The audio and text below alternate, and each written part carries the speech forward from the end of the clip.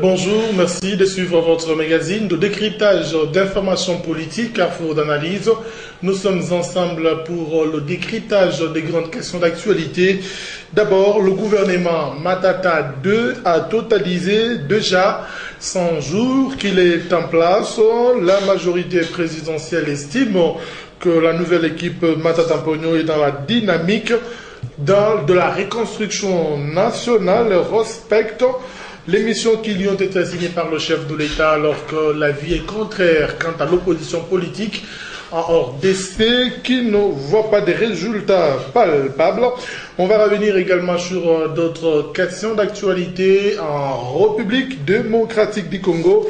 Nous parlerons par exemple de cette question qui concerne la loi des programmations des nouvelles provinces en RDC, et cela ira de pair avec l'organisation des prochaines élections en RDC. Madame, Monsieur, voilà l'ossature de ce magazine Carrefour d'analyse que nous avons le réel plaisir de vous présenter. Pour décrypter ces informations, nous avons fait appel à deux invités qui sont déjà avec nous. L'opposition est représentée par l'Union pour la Nation congolaise, UNT. En passant, l'UNT qui est parmi le top 4 des partis politiques à RDC, Maître Edi. Bonsoir, bienvenue et surtout félicitations. Merci beaucoup. C'est pas si facile dans très peu de temps de s'implanter partout en RDC. Nous dirons que nous sommes les meilleurs. On n'a que 4 ans d'existence. Mais déjà, plus de 75% du territoire national, c'est-à-dire que nous n'avons pas nos bras croisés. D'accord. Alors, la majorité, c'est M. Momo Moulapou. Vous le connaissez, il ne représente pas son ancien parti politique. M. Momo Moulapou, bonsoir, bienvenue. Merci, bonsoir. Vous êtes cadre de la majorité présidentielle. Qu'est-ce que les téléspectateurs retiennent de votre appartenance politique? Oh, c'est pas le plus important. Je suis de la majorité. Hier, ils ont reçu un communiqué disant aux autres et aux uns aux autres que je suis suspendu, alors qu'en réalité, ces gens là-bas se sont permis d'exclure un haut cadre. Bon, je n'ai pas voulu passer mon temps à me défendre, à me battre, tout ça. Il y a eu un secrétaire général qui a trouvé bon de me recruter et je suis désormais membre cadre du PPRD là-bas. D'accord. Alors, on va tout de suite entrer dans le vif de ce magazine. La première question, elle concerne le gouvernement Matata 2. M. Momo, quelle appréciation faites-vous à mi-chemin du travail fait par l'équipe Matata 2? Écoutez, l'appréciation départ d'abord des missions qui lui ont été confiées. Toutes se portent à merveille.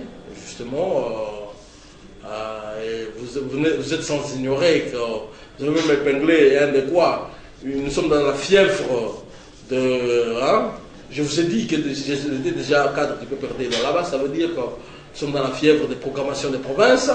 Nous sommes en pleine reconstruction comme toujours, c'est-à-dire la reconstruction c'est un travail continuel qui continue.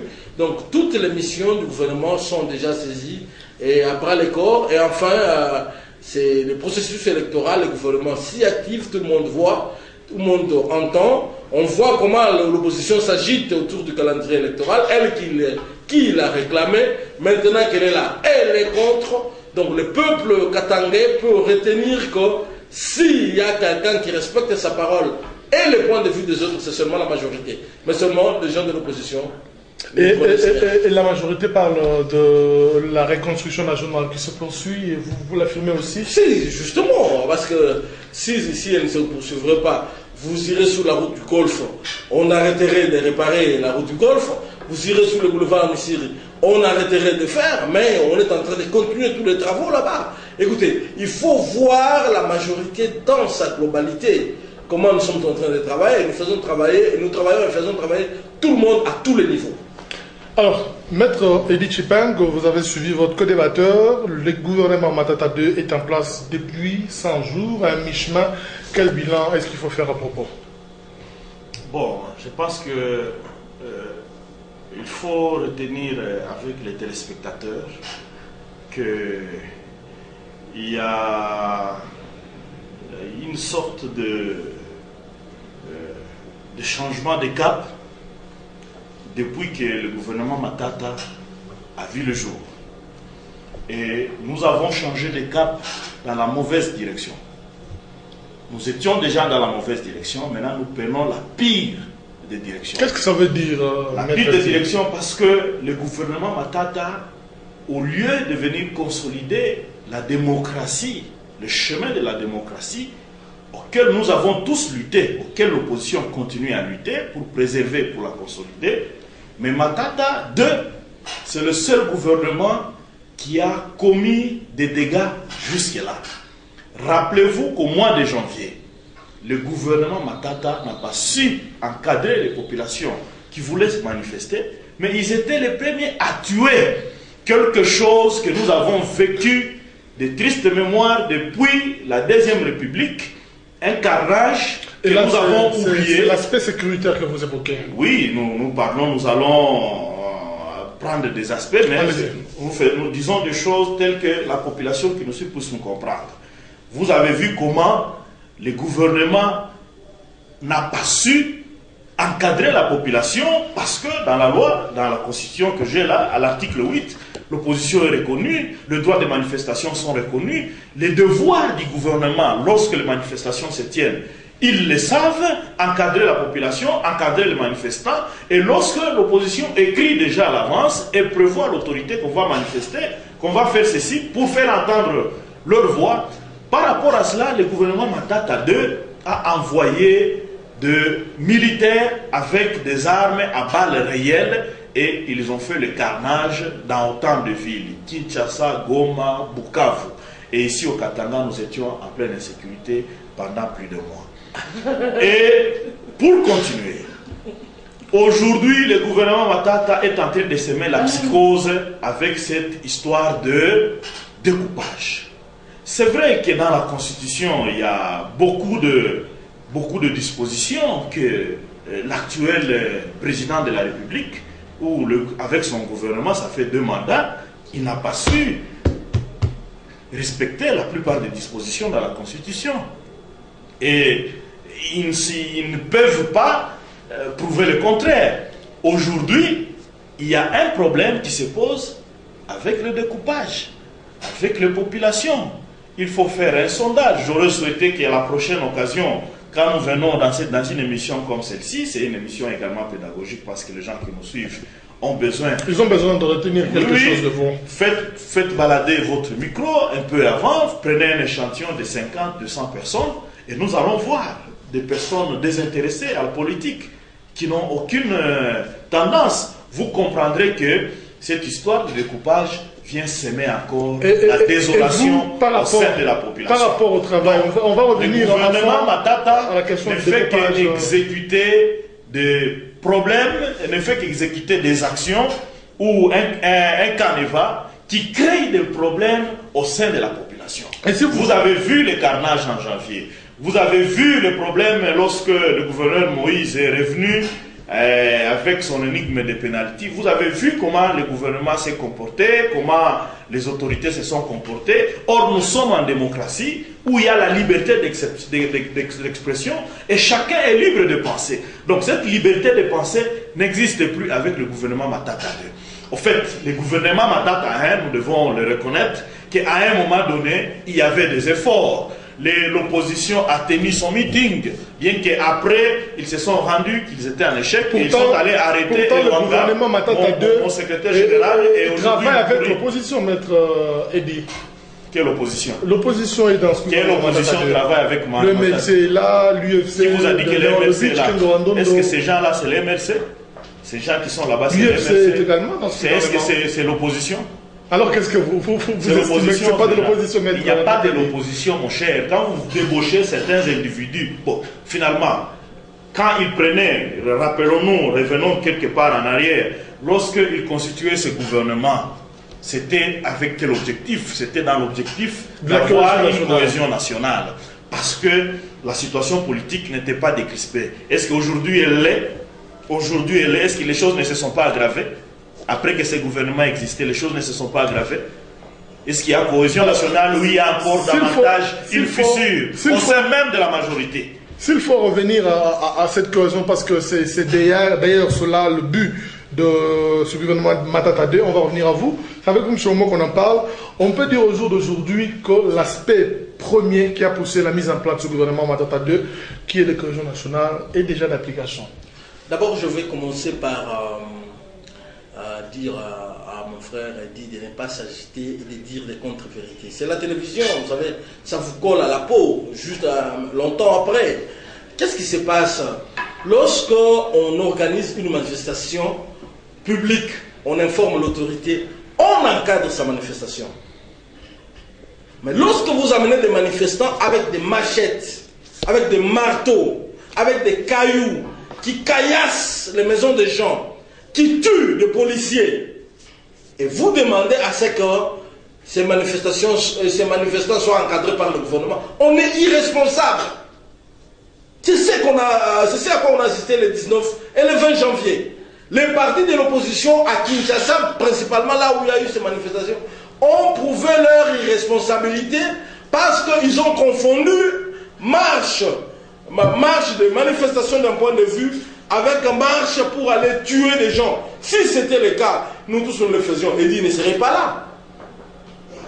Premier élément. Donc qu'on dise que le gouvernement n'a pas a failli à sa mission de sécurité, a tué des gens. Non, c'est faux. Revenons maintenant à la cohésion nationale. Attendez, je vais y arriver. Donc Eddy Tchipin peut savoir que nous faisons de la cohésion. Et quoi, nous respectons les lois sur la sécurité. Et nous combien de fois ici au Katanga on a autorisé les marches? Combien de fois nous avons écrit à l'opposition? Combien de fois la société civile a cherché à manifester, on a interdit à la société civile? Combien de fois? Finalement, sommes-nous dans une démocratie ou bien nous sommes dans la continuité de la deuxième? Une autre preuve de l'indiscipline de l'opposition, c'est que M. Eddy sait m'interrompre pendant que moi je le laisse parler. Donc, M. Eddy, mettez-vous calme, soyez calme. D'accord. Donc, je dis ceci. Hein? Je reviens pour dire que donc, ce qui s'est passé le 19 et le 20 janvier, ceux qui ont été tués n'étaient que des inciviques sortis pour faire du mal aux autres. Et vous savez que c'est le rôle des forces de l'ordre d'arrêter tous les inciviques, même au prix du sang. Et des policiers, des militaires sont morts pendant la confrontation contre ces gens là-bas. Donc, les héros ici, ce sont les policiers et les militaires de la RDC. Revenons à la cohésion. J'y vais, ne vous inquiétez pas. Vous avez déjà posé une question, laissez ma tête se dérouler. Vous risquez de l'oublier. Non, je n'oublierai pas. Allez-y. Le deuxième aspect qu'il a dit, c'est le découpage. Mais monsieur Eddy Tchipin, quand vous choisissez les lieux pour faire le découpage, seulement la ville qui est dépouillée, c'est-à-dire le Lubumbashi, vous êtes injuste. Allons dans votre propre village natal. Votre village natal. Allons-y. Posez la question aux gens de ce village s'ils veulent le découpage ou pas. Allons à Kamina. Allons à Kalemi. Allons à Manono. À Ankoro Sud. Allons-y. Donc quand vous faites les sondages là-bas, faites les sondages sur toute la République, vous aurez honte. Parce que le découpage, c'est avec l'arme, cri, détresse que le peuple congolais le demande. Ce découpage. Moi, j'adore les Katanga, j'aime être appelé grand Katangais. Mais je dois me rendre à l'évidence que pour parler, je dois parler au nom des gens. Je ne sais pas vous parler au nom des Louchois, je comprends. Vous êtes secrétaire exécutif de Lubumbashi. Je vous comprends, je vous concède cela. Mais le découpage... Gagnons le temps. La cohésion, c'est le... la cohésion, allez-y maintenant. Non, la cohésion, c'est le troisième élément de quoi? De ces deux là-bas. Qui découle de ces deux là-bas. Lorsque la cohésion est lancée, l'appel est fait à tous. Ceux qui restent dehors et qui comprennent par après que non, ils ont raté les coches, veulent maintenant crier fort pour faire arrêter les machinistes alors que les trains sont en train de partir. Mais comme vous avez vu, il n'y a pas très longtemps, le président Kabila a reçu tout le monde. Si vous parlez du manque de cohésion nationale, vous êtes méchant, vous êtes maladroitement menteur, parce que tous les Congolais ont vu à la télé et toutes les chaînes en ont parlé, le président a reçu tout le monde. Est-ce que c'est cela qui traduit la cohésion nationale? Oui, la cohésion, c'est écouter les autres et prendre une direction qui va envers le quoi. Seulement ce qu'eux demandent, il y a certaines choses qu'ils demandent qui sont impossibles à faire. comme reporter les élections locales ou les élections... il ne parle pas de le reporter, il parlait par exemple des élections locales au-delà de 2016 pour éviter le glissement. Si ce n'est pas le report, c'est quoi? Définissez-moi. Vous parlez quelle langue? Vous parlez Swahili ou Lingala? Les organiser non, la CENI a déjà prévu les élections pour octobre. Allons-y pour octobre. Si vous voulez faire les élections en 2017, vous voulez un report, vous voulez un glissement de ces élections. C'est vous les glisseurs, ce n'est pas nous. Alors, nous respectons cela. Si nous échouons d'organiser les élections en 2016, nous les aurons échoué ensemble. D'accord, nous mettions à jouer les arbitres, les sapeurs-pompiers pour faire la satisfaction de 2 ou 3 personnes qui veulent se positionner. Pas question. Donc, nous disons, la cohésion c'est d'écouter Joseph Kabila. Écoute, Matata Ponyo, écoute, et nous leur proposons d'ailleurs des gageurs. Et les autres partis qui ne sont pas dans ce gouvernement de cohésion, est-ce que c'est parce qu'ils peuvent parler de la cohésion?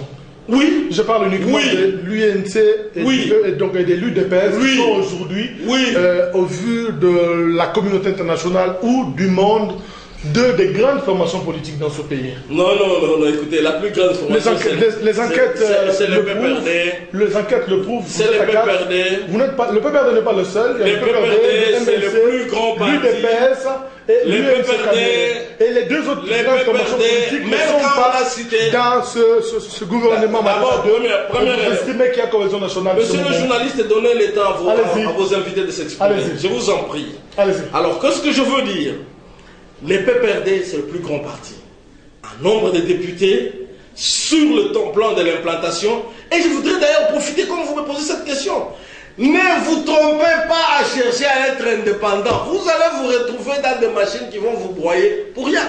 Venez avec nous. Quand vous venez avec nous, vous devenez fort comme nous le sommes. Vous insinuez quoi? Est-ce qu'il y a des indépendants? Non, je voudrais juste insinuer que tous ceux-là qui ne se retrouvent pas encore, les indécis, peuvent venir avec nous au PPRD. Au PPRD, on accueille tous ceux qui sont volontaires pour reconstruire et faire le progrès de la RDC. Qu'est-ce que vous avez découvert de plus particulier pour parler? Je n'ai rien découvert. Je suis un mobilisateur depuis tous ces jours. Je suis un communicateur. Et à ce jour, je ne fais que ce que je sais le mieux faire. Vanter mon parti pour lequel je suis prêt à donner 100 ketos. Avant de refermer ce chapitre de gouvernement Matata 2, Maître dit, je l'ai dit tout à l'heure juste à l'entame. Excusez-moi ce moment, vous allez parler. Vous allez parler sur la même question. D'accord. Alors, je parlais tout à l'heure de votre parti qui est parmi, disons, le top 4 de la communauté internationale, pas de la RDC. Excusez, dans ce pays. Alors, l'UNC ne participe pas dans ce gouvernement de cohésion Matata 2. A refusé. Et l'UDPS également. A refusé. Est-ce qu'on peut parler d'une cohésion nationale selon vous? Merci beaucoup. D'entrée de jeu, il n'y a jamais eu de cohésion nationale et il n'y aura jamais de cohésion nationale avec cette formule. En fait, je regrette que mon aîné Momo ait raconté autant des âneries. Je ne sais même pas par où je veux commencer. Et je le regrette que ça se fasse à la télé parce que jusqu'à hier, il vantait que le MRCR c'était le plus grand parti. Aujourd'hui, je n'ai jamais dit ça. Aujourd'hui, c'est le Je n'ai jamais dit ça. Et c'est normal pour un mobilisateur et un communicateur. Malheureusement, cette inconstance-là, c'est ce que nous décrivons. Je ne suis pas inconstant. Dans la plupart de nous, acteurs politiques, nous aimerions, à un moment donné, faire la politique pour le bien de la population qui nous suit. En fait, un politicien, c'est celui qui traduit réellement la volonté de la population. Donc, lorsque nous venons ici, venons pour raconter les ambitions réelles de notre population, des Katangais, parce que nous sommes au Katanga. Et au Katanga, nulle part on nous souhaite. Je ne sais pas si... Nulle part on nous souhaite quoi? Mon Moulapou a eu à circuler dans les associations. En fait, si on n'a pas la possibilité d'aller à Dilolo, on n'a pas la possibilité d'aller à... Je viens de Kobesi. On n'a pas la possibilité d'aller à Moba. Oui. Il y a ici à Lubumbashi des associations socioculturelles où on parle, ou dans les associations où les gens expriment le besoin de leur communauté au niveau de leur village. Et lorsque vous circulez dans la plupart des associations, les gens sont contre les décisions de Matata 2. Et pour revenir à l'histoire, Mata Kadé devait donner cette cohésion nationale à la République démocratique du Congo et travailler sur les fissures dont j'ai évoqué tout à l'heure, qui se manifestaient au sein même de la majorité. Si lui est parti du MSR, c'est parce que le MSR a réfléchi dans le sens réel de la population, de la cohésion nationale. Mais que lui, il était à un autre horizon. Et voilà, aujourd'hui, il est éjecté parce qu'il ne s'exprime jamais selon le besoin de la population. Qu'est-ce qu'il faut pour qu'il y ait cette cohésion? La cohésion nationale devrait passer par les principes reconnus par tous. Et ces principes, c'est qu'il y a eu la loi cadre à l'époque, il y a eu l'accord cadre d'Addis Abeba. Voilà, il ne sait même pas de quoi et cet accord cadre d'Addis Abeba avait déjà tout déterminé. Au-delà de l'accord cadre, il s'est ajouté la résolution 2098 qui avait fixé les modalités de comment cette cohésion nationale devait se faire, comment toutes les parties prenantes devaient se faire. Mais à la place de cela, Kabila a convoqué ces concertations nationales. Nous avons dit que Kabila qui convoque les concertations nationales fait partie du problème. Donc, nous ne pouvons pas aller jouer à un match de football alors que ce sont les règles d'un match de catch qui seront appliquées. Et dans ces conditions, vous avez vu comment les concertations qui devaient mettre en place ce gouvernement étaient parties. Comment il y avait déjà une quantité, une panoplie des membres de la majorité. Nous nous sommes dit non, nous devons aller discuter des problèmes du Congo. Nous ne pouvons pas déjà, dès le départ, il y a une majorité qui s'est définie dans un contexte comme celui-là. Et à l'opposition, comme vous le voyez encore, il n'y a que ceux qui ont été débauchés, ils sont au nombre de 2. Vous voyez que c'est médiocre. Et c'est malheureux ça. C'est malheureux vraiment. Parce que vous ne pouvez pas me parler de l'UFC que nous considérons déjà que... c'est un parti de la majorité? Pas un parti de la majorité, nous n'allons pas les imputer. Nous considérons qu'ils gèrent déjà depuis tout ce temps parce que Léon a toujours été au Sénat et il est le numéro 1 du Sénat, donc il gère avec eux. Et vous ne pouvez pas être selon la loi. Qu'est-ce qu'il faut faire la gestion pour recréer cette cohésion avant les élections? Aujourd'hui, il n'y a plus de récréation à faire. Aujourd'hui, il y a un seul schéma qui se définit et c'est le schéma du consensus. Le consensus ne doit concerner que le calendrier électoral. Parce que faire débat, faire un dialogue, pour avoir quoi encore? Parce que ceux qui sont en train de gérer sont en fin mandat. Il faut faire ce que Moïse a dit. Le gouverneur a eu une pensée géniale en disant accompagnons ces messieurs à partir. Il faut l'accompagner à partir. Et il va partir de la bonne manière. Si vous parce qu'en 2016, le 19 à minuit, non, l'UDPS s'est inscrit dans le schéma où on doit avoir un climat apaisé. Et nous concédons cela à l'UDPS. Mais le dialogue, pour nous, suppose beaucoup de sujets à débattre. Donc, lorsqu'on parle de dialogue, il y a un problème d'abord de l'impérium que l'UDPS a toujours revendiqué. Mais nous ne sommes plus là. Il y a un problème de la personne de Kabila que l'UDPS a toujours pointé d'avoir volé son élection. Nous n'en sommes plus là. Nous voulons qu'il y ait un consensus autour du calendrier pour que le calendrier soit réaliste. Ça, ce qu'on parle. Et que le calendrier, quand il sera réaliste, ça va nous permettre de parachever le mandat de Joseph Kabila. Il va partir, il va laisser la nation congolaise pour que la nation congolaise puisse enfin décoller et se développer. Un petit mot, M. Momo, avant qu'on parte de la deuxième question rapidement. D'abord, je veux commencer par dire que je suis abasourdi par les attaques sur ma personne, alors que je ne me suis pas attaqué à M. Edi Tipin. Ça m'étonne. Monsieur Edi Tipin, vous devez savoir que les partis dans lesquels vous êtes, ce n'est pas le nom qui les définit, c'est l'idéologie. Moi, je suis un social-démocrate. J'étais dans la MSR, un parti social-démocrate. J'y ai trouvé des pratiques qui ne sont ni démocratiques, ni partisanes, ni respectueuses des statuts et règlements du parti. Et Dieu merci, je n'ai pas quitté les MSR. Les MSR, par l'entremise de quelques irresponsables, m'a quitté. Quelques responsables. Donc, lorsque Pierre Lumbi s'insurge contre la modification de la Constitution, vous allez parler de Je n'ai pas parlé de moi et le MSR, on ne s'est pas battu sur la modification de la Constitution. Moi, le MSR, on s'est battu sur le respect dû au chef de l'État. Est-ce qu'on peut parler des idées, monsieur? Non, celui qui en a évoqué, j'ai juste le droit de répondre. Vous avez demandé la parole juste pour réagir par rapport à un point... Non, je commence d'abord par les attaques sur ma personne. Donc, le constant ici, monsieur, c'est moi. C'est moi qui suis constant. Je suis social-démocrate au PPRD et je fais cela. Je suis membre de l'international socialiste. Alors, pour ce qui est de rabaisser le président de la République au niveau d'être un problème, nous allons le faire partir, le président de la République. Vous avez quelle légèreté dans votre parole? Je ne sais pas si c'est mon discours vous allez le tenir si Vital Kamerhe est le président de la République. Monsieur, l'institution, l'organe président de la République mérite le respect de tous les Congolais. Quand vous, un acteur politique, vous en parlez avec une certaine légèreté, une nonchalance, excusez-moi le terme, impolitesse manifeste. C'est un organe. Aujourd'hui, il est incarné par Kabila. Demain, il le sera peut-être par Vital Kamerhe. Vous devez avoir ça en tête. Que nous devons apprendre. Vous pouvez réagir par rapport à son idée générale de recréer la cohésion. Monsieur le journaliste, vous voulez me dire ce que je dois dire ou je réponds à vos questions? Nous avons compris votre... Vous ne répondez pas aux questions. Répondez aux questions qu'on pose. Ici, on ne parle pas de Joseph Kabila, on parle de la cohésion nationale. Et lorsque le président Kabila a convoqué ces concertations, nous avons dit que ce n'était pas dans les principes. Il n'était pas à lui de convoquer les concertations parce que lui-même faisait partie du problème. Voilà. Ça chatouille, ça. Il a compris. Ça vous fait du mal alors que c'est la réalité.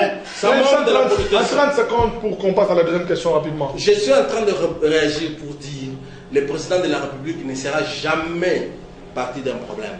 Le président de la République, quels que soient les sentiments que l'on a envers lui, on lui doit respect, obéissance et honneur. Et qu'est-ce qu'il faut? Et c'est cet honneur. Excusez-moi. Et c'est ça la question. Oui, excusez-moi. Et c'est cela le point de socle. Si vous voyez dans les autres pays ici, les gens sont respectés, c'est parce qu'eux-mêmes d'abord respectent le pays et le président qui les dirige. Quand ici, devant la télévision, vous venez, même vous les journalistes, vous tolérez qu'on parle du président comme du dernier garnement de la rue. Eh bien, écoutez, c'est pour cela que quand vous sortirez de ce pays, vous arrivez dans notre pays, on vous dit, Imouebiba Congo. On ne vous respecte pas. Parce que vous-même, vous ne vous respectez pas. Vous devez apprendre.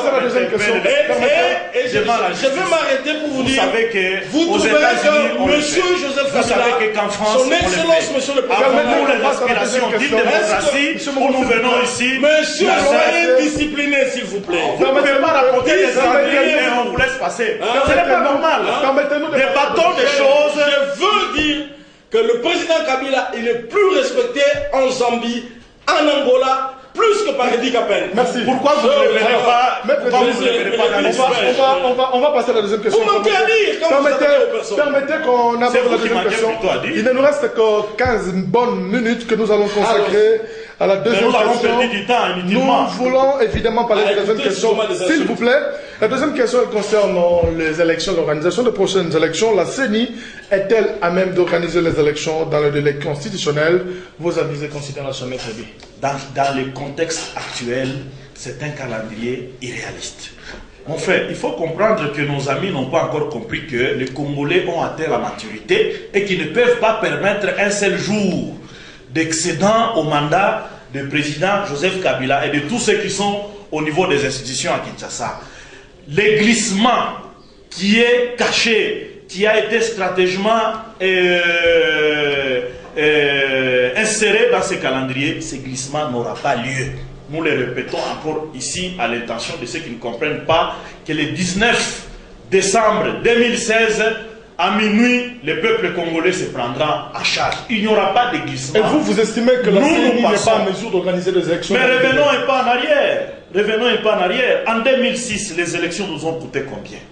Et avons-nous fait ces élections? En 2006, les élections nous ont coûté plus ou moins 7 millions et 750 millions. Plus ou moins. Et en 2011, avec le pasteur Malou Malou, il a eu du mal à réunir ne fût-ce que... Le pasteur Ngoï Mulunda. Il a eu du mal à réunir ne fût-ce que 350 millions et organiser les élections. Il en a eu du mal. Nos amis qui sont à la majorité, jusqu'à hier, ils évoquaient les problèmes d'argent. Qu'il n'y a pas l'argent. Le président Kabila, on va me dire encore que je lui manque du respect. S'il faut le tenir au mot, à son discours de clôture des fameuses concertations, il a proposé qu'on modifie la Constitution pour que le mode de scrutin des députés provinciaux, qui était un mode direct, soit indirect. Pourquoi? À la seule raison que ça va permettre au gouvernement de gagner en moyens financiers, et les moyens financiers, il n'y en a pas. Mais aujourd'hui, comment comprendre que le même gouvernement qui a eu des problèmes tout ce temps financiers peut facilement réunir 1 milliard et plus de dollars pour organiser les élections? Alors que l'appui logistique de la MONUSCO que nous avons eu en 2011, en 2006, en 2011, on n'en veut plus. On demande à la MONUSCO de partir. Donc tout ça c'est des problèmes et nous, acteurs politiques, nous comprenons qu'ici il y a un programme de glissement, mais ce programme de glissement ne passera pas. Mais à la place, qu'est-ce que nous avons fait? Nous n'avons pas qu'à critiquer. Ce calendrier n'est pas réaliste parce que d'ici mi-avril, on va déposer les candidatures. Et les élections vont avoir lieu. Ces élections seront couplées. En même temps, les élections locales, les élections provinciales. Vous comprenez? Et avec autant de contraintes, parce que les contraintes, ce n'est pas nous qui les disons, c'est eux-mêmes qui les ont dit. Si nous allons à ces élections dans ce contexte, c'est irréaliste. Ce n'est pas seulement l'opposition qui l'a dit, la société civile l'a dit, nos partenaires internationaux l'ont dit, la MONUSCO l'a également dit. Tout le monde qui ont fait la lecture de ce calendrier l'ont dit. Même la CNI elle-même l'a dit, ce calendrier ne peut être réaliste que lorsque telle contrainte sera réalisée. Vous comprenez? Et nous comprenons, nous autres, nous déduisons que ce calendrier ne vient même pas de la CNI, ce calendrier vient des laboratoires de Momo Moulabou avec sa majorité. Et ils sont là pour nous créer des problèmes, mais nous dirons, le peuple congolais, il est suffisamment mature et nous allons les guetter, nous serons en éveil. Mais pour finir, qu'est-ce que nous avons dit? Nous avons proposé un calendrier aéré, un calendrier réaliste. Et ce calendrier permet que d'ici 2017, nous puissions évacuer tous les problèmes d'illégitimité au niveau de la République. C'est-à-dire, à tous les niveaux, il y aura des élections d'ici 2017. Nous commençons avec les élections qui sont urgentes et constitutionnelles. Comprenez qu'il y a des élections urgentes, des petites élections. Il y a des élections urgentes et constitutionnelles. Lorsque vous lisez la Constitution, il y a un calendrier déjà dans la Constitution. On parle de 90 jours avant, les élections présidentielles doivent être convoquées. Devons-nous dépasser ce cap? Non. Ça va créer un problème. Déjà, il y a un problème, nous ne devons pas en rajouter. Nous devons prendre la priorité des élections et c'est par rapport aux moyens financiers que dispose la République démocratique du Congo. Les États-Unis, qui sont le pays le plus riche, le plus fort, n'ont donné que 20 millions sur 1 milliard. Ça ne représente pratiquement rien. Rien. Imaginez-vous. Mais si la République du Congo espère encore que l'Europe peut donner, elle peut donner à hauteur de combien?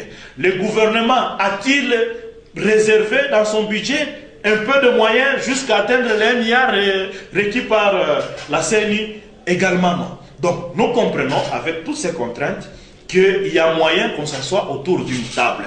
Je vous renvoie à la déclaration de l'opposition au Katanga de mai 2014.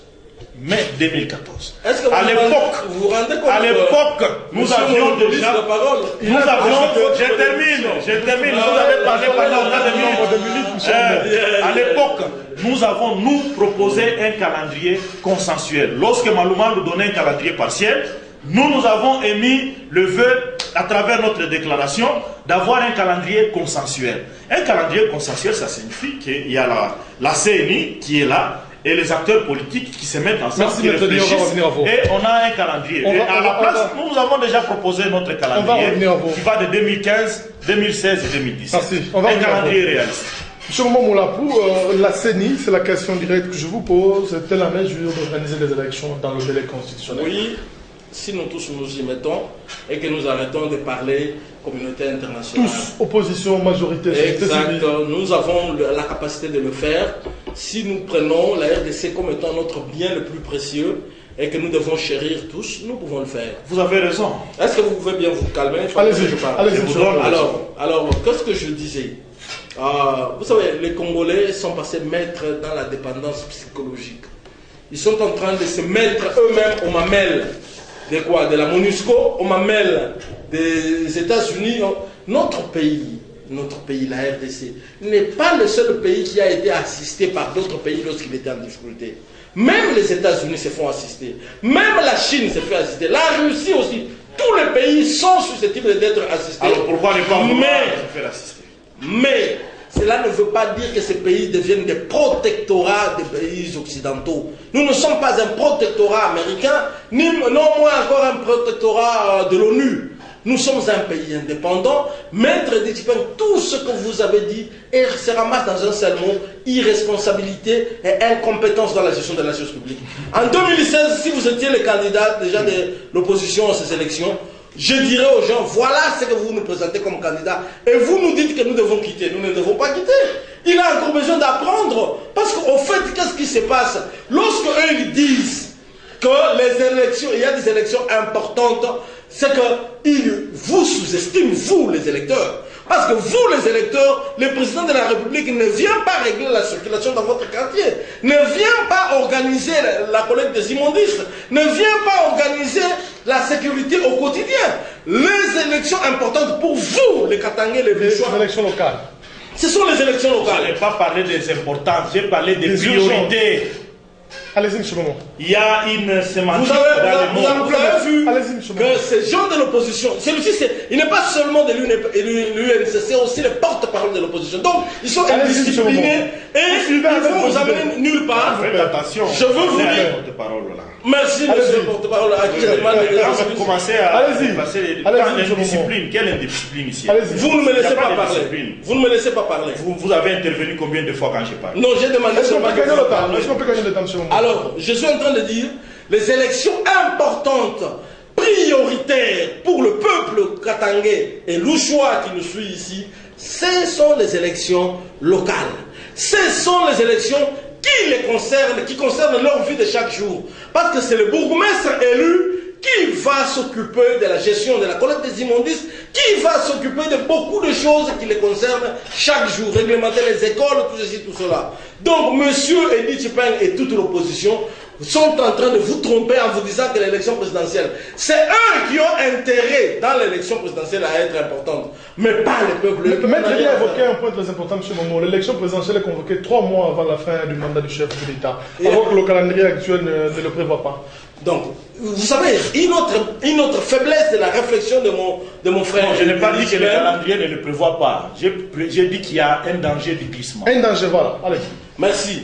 Nous sommes le gouvernement. Moi, je suis d'un parti qui dirige le gouvernement. Du pouvoir. Oui, nous ne sommes pas d'un parti qui dirige la CENI. La CENI est dirigée par la société civile, donc ne nous demandez pas de répondre sur ce que la société civile fait. Donc, qu'est-ce que je veux dire?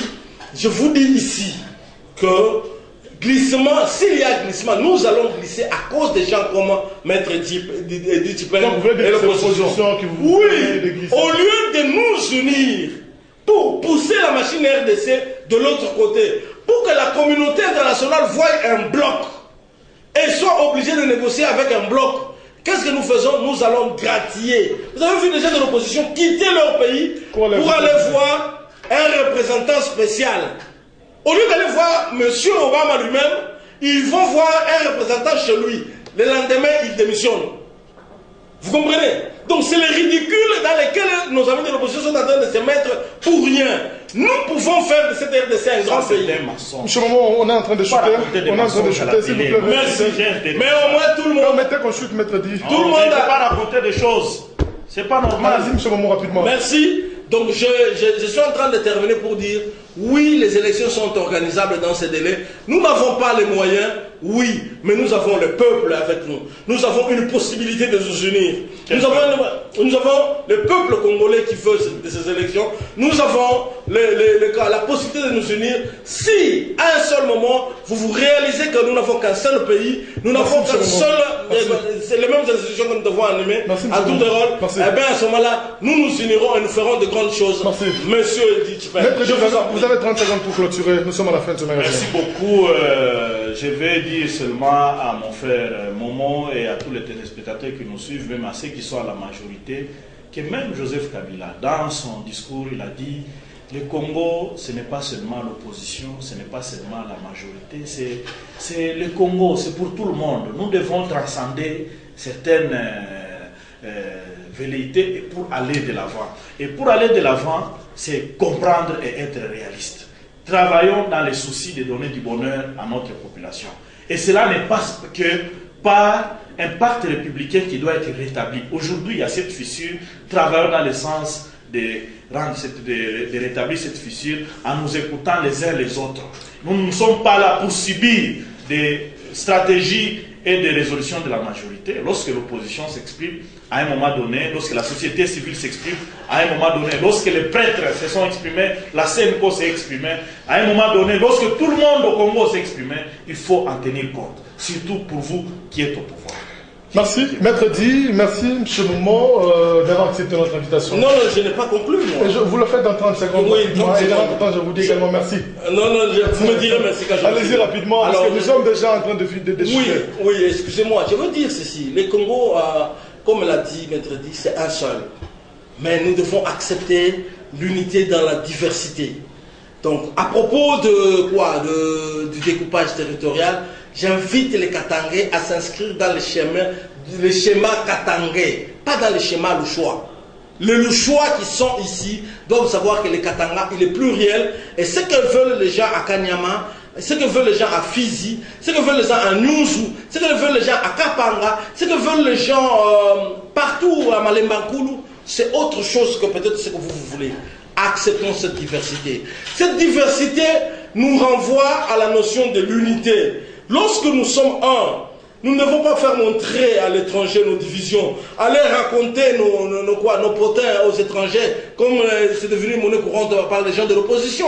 Nous devons plutôt être conséquents. Quand l'opposition demande à la CENI de publier un calendrier électoral global et inclusif avant 2017, et que la CENI le fait. Sur le monde à la fin. Oui, je suis en train de terminer. Il faut être conséquent. Accepter que la CENI fasse son travail. Il ne faut pas faire que quand vous n'êtes pas d'accord avec la CENI, vous attaquez le gouvernement. La CENI, ce n'est pas le gouvernement. La CENI, c'est un organe consensuel. Vous y envoyez des délégués. Donnez-leur les messages des partis. N'attendez pas que la CENI donne des messages pour venir contredire sur des plateaux de télévision. C'est irresponsable. Merci. Ceux qui nous suivent, peut-être qu'ils sont plus intelligents que nous, ils se moquent de nous. Il ne faut pas le faire. Merci. Voilà, madame, monsieur, enfin, ce magazine sera ferme. Merci à vous de l'avoir suivi. Nous avons décrypté les questions d'actualité avec nos deux invités. De nouveau, je dis merci à Maître Edith Pin. Je rappelle que vous êtes président interfédéral de l'UNC au niveau de la province du Katanga et porte-parole de l'opposition dans la province. Merci d'avoir accepté notre invitation. Merci aussi pour l'invitation. Merci à M. Momo Moulapou, actuellement cadre du PPRD, chargé de mobilisation au niveau de l'Olaba. Communication comme toujours. Voilà, merci de votre présence dans ce magazine. Merci beaucoup. Je remercie aussi Edith Pin de m'avoir paroué des coups comme ces militants l'ont fait sur nous à Kinshasa. Voilà, l'on se retrouve la prochaine fois avec le même réel plaisir de vous servir. Au revoir. Prochainement, je mettrai